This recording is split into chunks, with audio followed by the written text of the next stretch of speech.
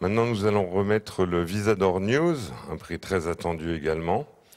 Donc, les nominés sont Éric Bouvet pour le Figaro Magazine, Bab al-Azizia, La Fin. Deuxième nominé, William Daniels pour la chute de Tripoli en Libye, photographe de l'agence Panos. Ensuite, Ebrahim Nourouzi sur la peine de mort en Iran. Et enfin, Alessio Romenzi, son travail sur la Syrie. Il est chez Corbis et il travaillait pour Time Magazine.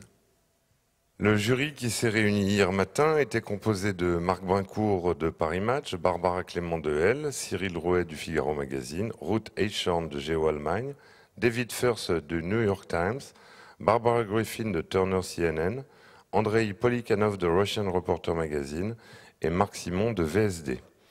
J'appelle sur le plateau pour remettre le prix Régis Le Sommier, directeur adjoint de la rédaction de Paris Match. Régis ? Je t'annonce le gagnant. Tu veux savoir qui c'est ? Oui, j'en meurs d'envie. Alors, le gagnant est Éric Bouvet pour son travail sur la chute de Tripoli en Libye.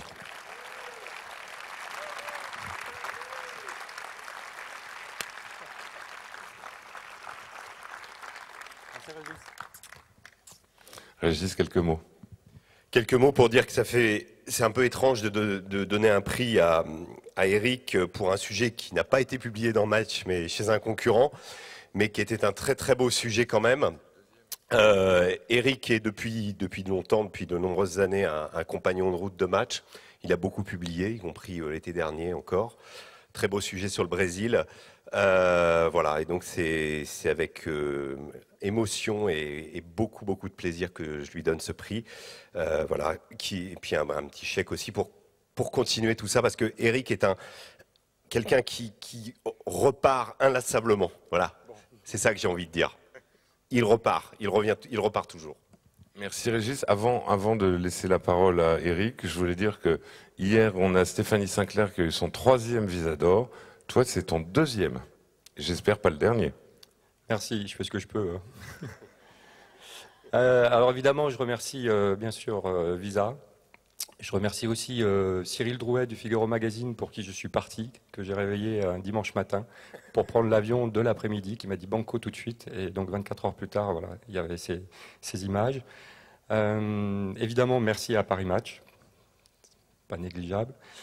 Et puis, entre autres, à Paris Match, je tiens aussi à remercier quand même Guillaume Clavière, avec qui j'entretiens une relation assez proche, puisqu'on se connaît depuis 30 ans, et qui est toujours en vrai professionnel, c'est dire oui ou non tout de suite si le sujet le branche ou pas.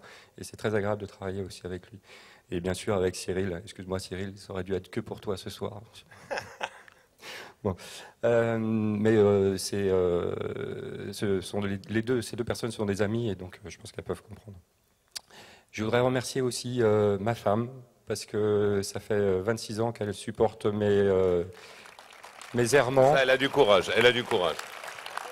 Ouais, parce que je suis un petit peu aussi connu pour mes coups de colère et bon, bref, on va passer sur les mauvais côtés du bonhomme parce que la liste est trop longue.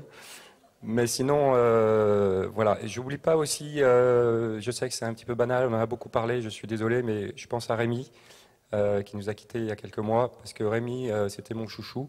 Et puis je l'ai croisé quand je suis sorti de cette journée de folie de la prise de la caserne. Et c'était très très chaud. C'était une journée, une des plus dures que j'ai vécues. Je suis sorti de là complètement azimuté et il était à peu près 6 heures du soir et j'ai croisé tout le monde qui arrivait, parce que j'ai eu la chance de prendre l'avion d'avant. Si je peux dire. Et j'ai croisé Yuri, j'ai croisé Rémi, enfin bon, tous les grands. Et Rémi me voit et me dit « Ah mon cochon, tu nous as fourré ». Et j'étais tellement azimuté, tellement à la masse que j'ai pas su quoi lui dire. Et j'ai juste eu le temps de penser et de me dire « Bah ouais, mais heureusement que tu n'étais pas là Rémi, parce que c'est toi qui m'aurais fourré ». Voilà. Une dernière chose, promis,